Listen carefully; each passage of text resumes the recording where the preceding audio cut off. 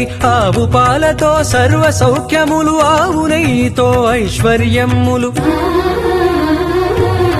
లవంగాలతో చిత్తశుద్ధి, యాలకుతోనే సద్బుద్ధి, బట్టి వేళ్లతో కార్యసిద్ధి, తేనెతోనే తేజోవృద్ధి. వివిధ ద్రవ్యాలతో ఇలా వివిధ ఫలితాలు పొందండి. కనివిని ఎరుగని గణపతిని మరకతమూర్తిగా చూడండి. రారండి రారండి కానాజిగూడకి రారండి.